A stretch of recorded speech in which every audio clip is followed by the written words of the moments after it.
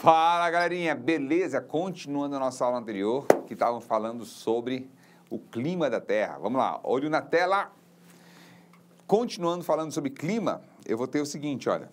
Aquelas regiões que a gente falou das células, lembra? E aí que eu tenho a tal das... Opa, volta, calma, muita calma nessa hora. Eita, lasqueira, cadê você?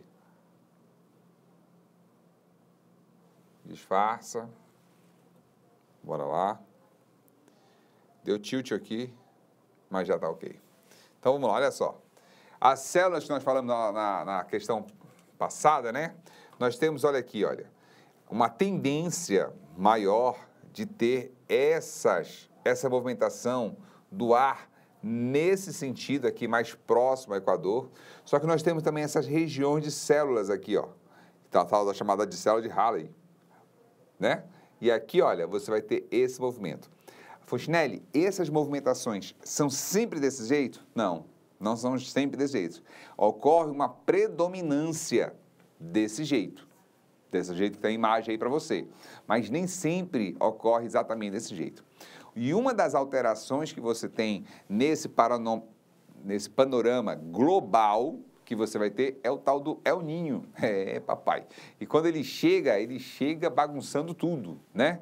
Por quê? Porque ele vai ter uma zona de convergência ou de divergência de ar frio ou de ar quente que vai provocar uma alteração nesse parâmetro global aqui que a gente tem, ok?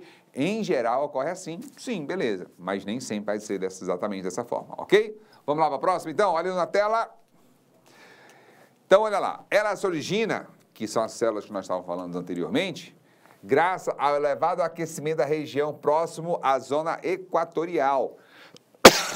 Que zona é essa, Fontinelli? Essa zona aqui, ó. Né? Essa zona aqui que corre esse ciclo aqui, próximo à zona equatorial. Que faz com que o ar suba e se desloque em direção aos trópicos, porque lá é mais quente, né? É óbvio que na linha do Equador você vai ter maior temperatura, por ser uma região que você tem mais próximo do Sol, tá certo? Onde vai aos poucos se resfriando. Então, ele vai subindo e vai resfriando, vai subindo e vai resfriando. E aí ocorre o que a gente chama de convecção, ou ciclo de convecção do ar. E, consequentemente, descendo e retornando ao Equador. Então, ocorre o tempo todo, ó. Aqueceu, subiu. Por quê? Porque estava quente. Só que quando ele sobe, ele começa a esfriar. Aí chega lá em cima, está o quê? Já está frio. Vixe, então se está frio, o que acontece? Desce. Aí, quando ele chega lá embaixo, já começou a esquentar de novo. O que acontece com ele? Sobe.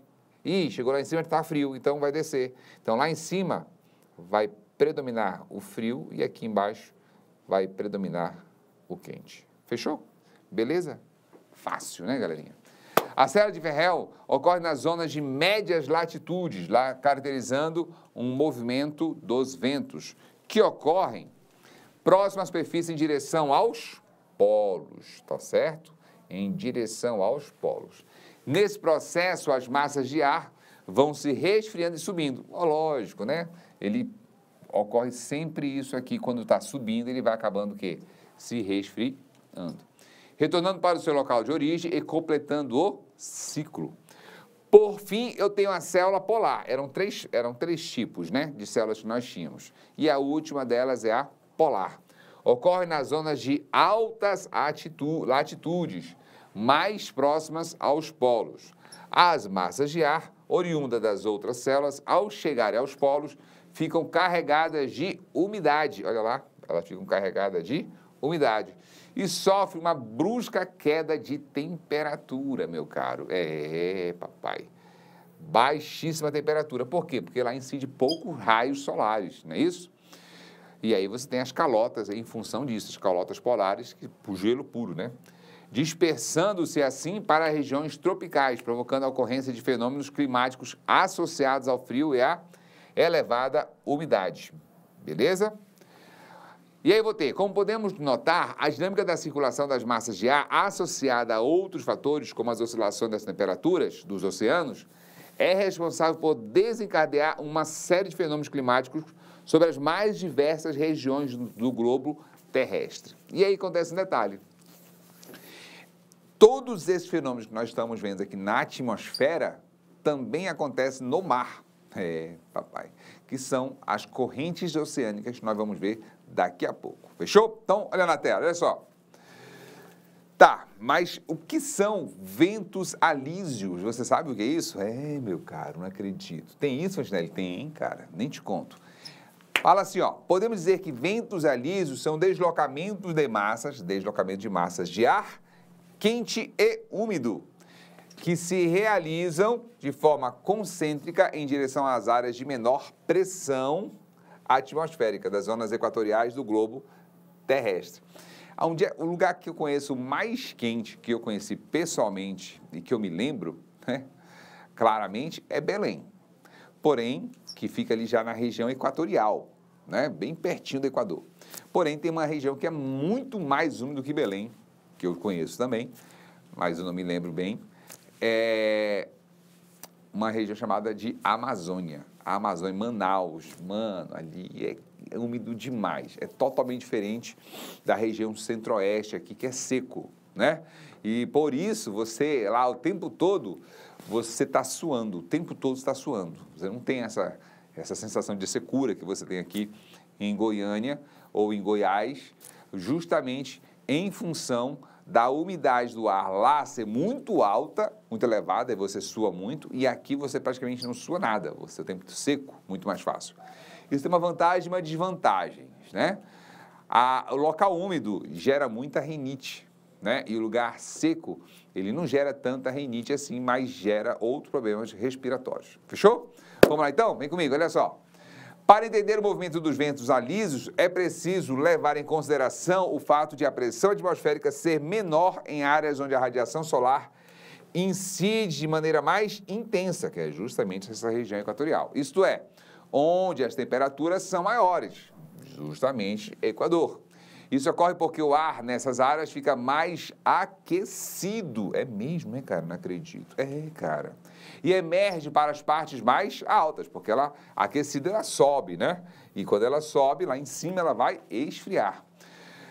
As partes mais altas da atmosfera, provocando um maior movimento do fluxo de ar. Isso não acontece só exclusivamente nessas regiões. Regiões litorâneas também vão ter muito esse efeito justamente por causa da subida do ar e a descida do ar. Fantinelli, quando é que sobe e quando é que desce, né? Você vai ter uma grande subida de ar durante o dia na região costeira, na região terrestre do continental.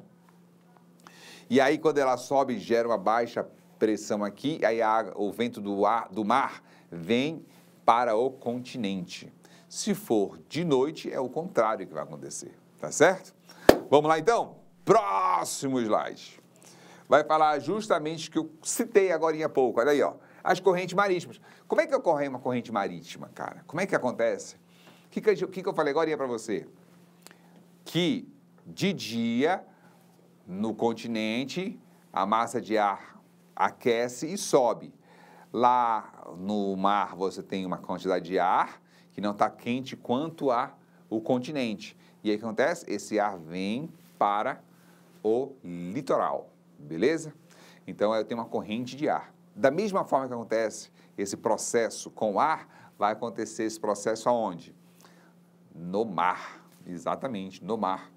E aí você vai ter um detalhe interessante, que existem correntes oceânicas que levam um certo fluxo de água dos polos por todo o Oceano Atlântico e Pacífico. É um ciclo gigantesco que acontece, na verdade, passando ali na região mais baixa do oceano e fazendo todo o ciclo da água do oceano. Beleza? Vamos lá então? Olha só, fala assim, ó. As correntes marítimas são movimentos de grandes massas de ar dentro de um oceano ou mar, tal qual a circulação dos ventos. Olha lá, foi o que a gente acabou de falar. As correntes marítimas têm a característica de influenciar o clima das regiões em que atuam, possuem direções e constâncias bem definidas. Foi o que eu acabei de falar. Com esse vento litorâneo, ele vai fazer o quê? Com que você tenha movimentação de ar mais intensamente. E em lugares que você não tem água, você não vai ter essa variação de clima, né? Você vai ter, pelo contrário, você vai ter variação de clima, mas é no sentido de muito quente ou muito frio, você não tem um equilíbrio, beleza? As correntes marítimas têm sua origem na circulação dos ventos na superfície e pelo movimento de rotação da Terra. Elas transportam consigo umidade e calor interferindo também na vida marinha e, consequentemente, tendo influência direta no equilíbrio dos oceanos e mares. Tem um caso aqui que não está citando, que também sofre influência, que são regiões muito profundas que sofrem aquecimento. Por quê? Porque ela está perto do manto da Terra, e o manto da Terra, que é embaixo da crosta da Terra, certo? É feito de quê? Magma, e magma está em estado quê? Mais para fluido, né, do que para sólido, porque ele está derretido. Isso traduzindo, é a lava de vulcão, certo?